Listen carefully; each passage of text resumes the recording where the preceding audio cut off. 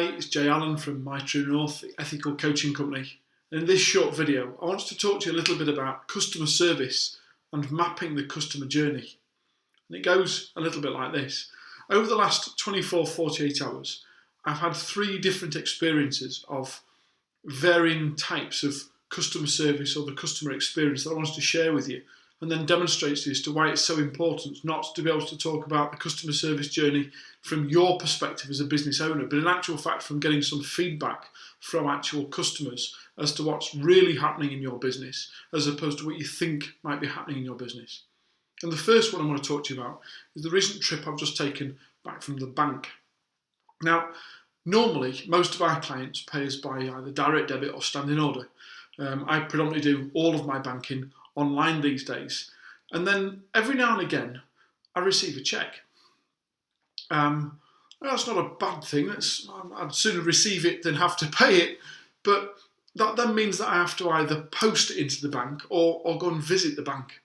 So this morning I've been out and I'm on my daily errands. I've been in and called into the bank to be able to paying a cheque that's probably been sat there for the last 5 or 6 weeks waiting for me to have the time or availability to be able to call past and call in. And I've been into the bank today to find that it's being refurbished. There's lots of signs apologising for the inconvenience that it might cause and assuring me that it's business as normal, whilst they're having lots of automation and machines being able to installed in the banks to be able to do away with bank tellers and do lots of things for you. And as I walked in, there were lots of scaffolding around with mine tape and warning signs telling me that they were having a new false roof fitted, and therefore guiding me around a passageway of different corridors almost, in order to be able to get to whichever bit of the bank that I needed to go to.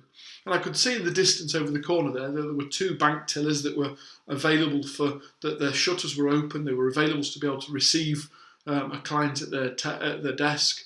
And I started to make my way towards one of these 2 bank tellers, no queue whatsoever, just walk across, be able to pay my check in.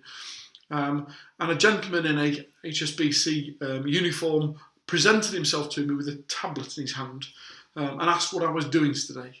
And I said, well, I'm paying a check in. And I went to carry on my walk towards the tillers, but he insisted that I was to try one of their new automated check paying in machines.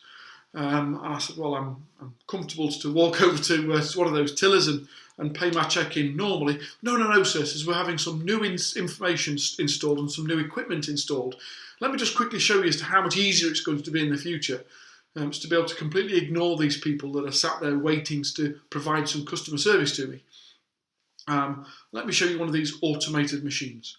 And somewhat reluctantly, I followed him, but I was guided and cajoled towards this machine, where he was proud to be able to take said cheque off me and show me how easy it was going to be just to be able to put in my debit card and to put this cheque in, and it automatically scanned it and paid it into the account. Other than the fact that it didn't. The cheque got rejected, and he looked at it and he said, oh, just a minute, sis, it's just a slight tingling, a slight niggle, just bear with me, let's try it again. And sure enough, credit card, cheque paid into this automated system, and it rejected it a second time round. And then he turned around and says, it might be because this is an oversized cheque. You might have to go and pay this in by the bank tellers. Let's try one more time, sir. And I'm getting more and more frustrated now by the fact that that's where I was heading in the first place, and yet he'd been insistent that I was to try one of these new and automated machines. And sure enough, third time round, it didn't accept the fact that this wasn't a normal standard cheque from a chequebook. It had actually been paid by a private bank that sent a rather oversized cheque. And it couldn't read the information, and therefore I was to go and make my way over to the queue that had now formed and wait in line for the 6 or 7 other people that had been able to get straight to the tillers, because this one guy in his uniform and his tablet hadn't been there, he'd been with me, and therefore the gatekeeper had been removed from their access to people. And that's the first lesson I want to try and share with you today, is that it's all right us setting up automation or semi-automation within our business, but are you then mapping the journey that that's giving the client? Are you actually determining as to whether that's actually effective for what the customer actually needs, or are you just making it easier for yourself at the detriment to the relationship you've already got with your customer? Now, what made it even worse is that I stood in line at the tiller, waiting to be served, 6, 7 deep. And when I got to the tiller, first of all, apparently it was their lunch break and they were going to hand over shifts, so I had to wait for 30 seconds or so until somebody else came back on and replaced the chair, only to then find out that they wanted to tell their colleague all about what they'd done, and they took their check and they processed it and passed it back to me whilst chatting to their colleague and didn't even make eye contact whatsoever. And I left the bank so much more frustrated than I did having walked in, thinking, quite frankly, for the sake of £60 or £70 paying in the cheque, I'd have been better off just to be able to leave it for another week and find somewhere else or another means of doing it. So the customer experience journey for me was poor, purely based on the bank's inabilities to understand me and my customers' needs, as opposed to their determination that I was going to follow their automation. The second one I was going to quickly share with you on this customer service, customer experience journey is that of last week when I went out for a meal. I was going to meet a new client. There was a significant geographical distance between them and we agreed that it might be worthwhile for our first meeting to be able to meet somewhere in the middle, to be able to catch up and on neutral ground, as it were. And this place had been recommended to me. It comes very highly recommended on TripAdvisor. He'd also heard of it, and we determined that that might be a good place to be able to meet and have lunch together. And we got there, and sure enough, it was exceptionally busy. The car park was relatively full. The bar area was a very cluttered experience of lots of different people trying to get served or having just been served. Or thankfully, it was a nice day, and some people chose to spill out and sit into the beer garden. So we asked whether they got a table for lunch, and sure enough, a table was provided quite quickly for us. The front of house experience was exceptional. We had a good waiter who took a good order. There was a fabulous menu. Everything, up until food arriving, worked really well. It would appear that the chef was having a bad day.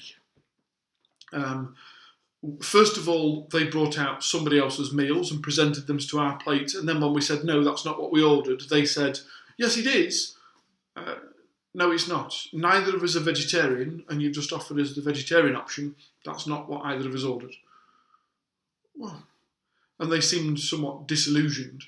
Subsequently, when the plates of food, the real right plates of food, were presented to our table, we'd actually ordered the same thing, and yet the plates looked completely differently. The same set of food had been laid out on 2 different styles of plate. Mine came with a side salad, and my colleagues came with some garden peas. Mine came with a relish, and his didn't have any relish. I'd asked for my steaks to be blue, and it was all right. He'd asked for his steaks to be medium rare, and it was pretty much charcoal. And eventually, we ended up having to get the waiter's attention again and explain the fact that this is now the second plate of food that is of a poor standard, and send it back to the kitchen. And eventually, time got the better of us, and we ended up ordering a sandwich and a side of fries. And when I went to go and make payment, I was going to be quite intrigued to determine as to knowing as to the poor standard of food that we'd been served, as to how they were going to handle the billing process. So I was intrigued when I said, can I possibly get the bill, please? And initially, I was simply presented with a bill. However, the good news is the fact that the head waiter, or the head front of house, came steaming towards us and quickly pushed past people. And he turned around and says, oh, just a minute, sir.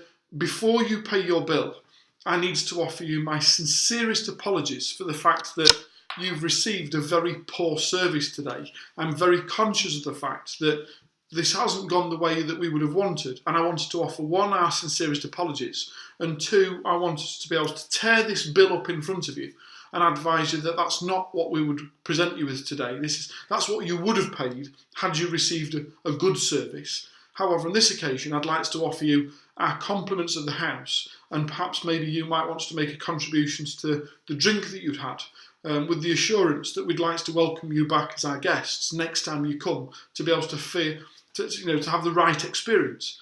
And I'm a firm believer of anyone is entitled to be able to make a mistake. After all, we're only human, and things happen.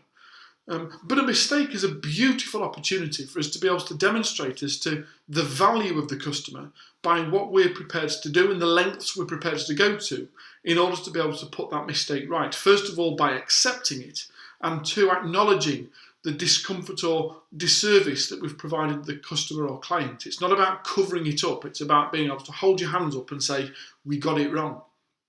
And I was very admirable of the fact that this gentleman presented me with a bill for £40 or £50, whatever it was, and then turned around and quickly proceeded to tear it up in front of me and say, look, our apologies, we got it wrong. Please accept this on the house and allow us to be able to invite you back at some other time in order for us to demonstrate to you as to how we could put it right. And I think there are two stories there that are very relevant to you and your business to be able to understand the importance of not just what we portray, but how is it portrayed? What do we want to achieve for our customer journey, and is that journey actually achieved? So what I want you to be able to do is consider a mystery shopper. That's right, invite somebody into your business that is not known by the business to be able to come and have a snoop and give you some feedback as to the real customer experience as to one that you think is occurring. And if you'd like to know more about how we help business owners just like you to be able to make significant and sustainable growth in your business, then please feel free to get in touch with us at My TrueNORTH, and we'd be more than happy to be able to have a conversation with you. I'm Jay Allen from My TrueNORTH, and I look forward to speaking to you again soon.